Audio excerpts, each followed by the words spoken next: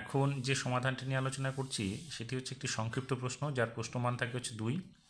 প্রশ্নটি হচ্ছে, ত্রিভুজ এবিসিতে বিসি বাহুর সমান্তরাল সরলরেখা এবি ও এসি কে যথাক্রমে ডি ও ই বিন্দুতে ছেদ করে। যদি এডি ইকুয়াস টু ইসি এবং এবি ইকুয়াস টু 12, এই ইকুয়াস টু 2 একক হয়, তবে এডি এর মান কত সেটা আমাদের বের করতে হবে। তাহলে দেখো, ত্রিভুজ এবিসি এর বিসি বাহুর সমান্তরাল এবি এবং এসিকে ডি এবং ই বিন্দুতে ছেদ করে, যেখানে বলা আছে এডি আর ইসির মান সমান হবে, আর এবির মান দেওয়া আছে আমাদের 12। তাহলে আমরা আবার এর মান দেওয়া আছে 2, আমাদের বের করতে হবে এই এক্সটা অর্থাৎ এডি এর মান। তাহলে আমরা লিখে নিতে পারি ত্রিভুজ এবিসি এর এবি ইকুয়াস টু হচ্ছে 12 সেমি, এই সমান চিহ্ন হচ্ছে 2 সেমি। এখানে একক বলেছে, আমি একটা সেমি লিখে দিলাম, একক হবে এখানে।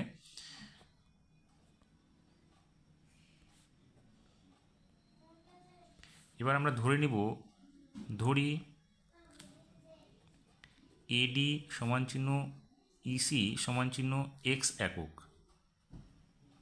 তাহলে আমরা যেহেতু এডি এক্স পেয়ে গেলাম, তাহলে এবি আমাদের কত আছে, 12 একক আছে। তাহলে 12 থেকে আমরা এক্স বাদ দিলে বিডি পেয়ে যাব। তাহলে সুতরাং বিডি সমান চিহ্ন 12 মাইনাস এক্স হয়ে গেল।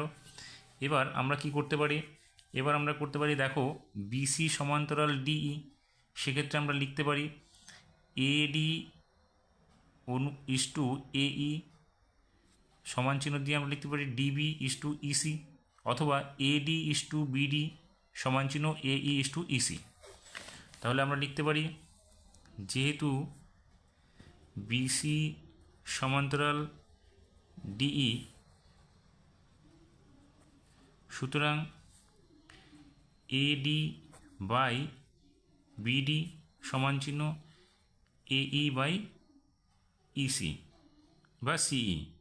তাহলে আমরা মানগুলো এবার বসিয়ে দিচ্ছি। এখানে দেখো এডির মান কত ধরেছি আমরা, এক্স। তাহলে এক্স, বিডির মান আমরা পেয়েছি কত, 12 বিয়োগ এক্স সমান চিহ্ন এর মান কত, 2, আর সি এর মানটা হচ্ছে এক্স। তাহলে এবার আমরা এটাকে কোনাকুনি গুণ করে দিচ্ছি। তাহলে কথা হচ্ছে এক্স স্কোয়ার ইকুয়াস টু 12 দুগুণে 24 মাইনাস 2x। এখন এটাকে এদিকে নিয়ে আসছি আমরা, তাহলে কী হবে, x square minus 24 plus 2x equals to 0, বা x square plus 2x minus 24 equals to 0। এখন আমরা এটাকে মিডল টার্ম করে নেব। তাহলে কী হবে, x square plus 6x minus 4x minus 24 equals to 0।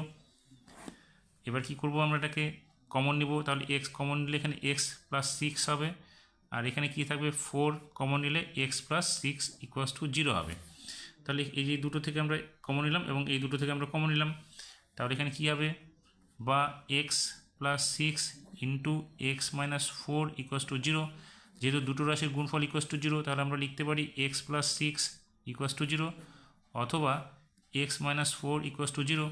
তাহলে এক্স ইকুয়াস টু কী হবে, এটার ক্ষেত্রে মাইনাস 6 হবে, আর এটার ক্ষেত্রে কী হবে, এক্স ইকুয়াস টু 4। যেহেতু এখানে বাহুর দৈর্ঘ্য আমাদের এক্স পজিটিভ হবে, কারণ ঋণাত্মক হতে পারে না, সেক্ষেত্রে আমরা এক্সের মান 4 ধরবো। তাহলে এখানে লিখব, সুতরাং এডি সমান চিহ্ন 4 একক। এইভাবে আমাদেরকে এই অঙ্কটির সমাধান করতে হবে।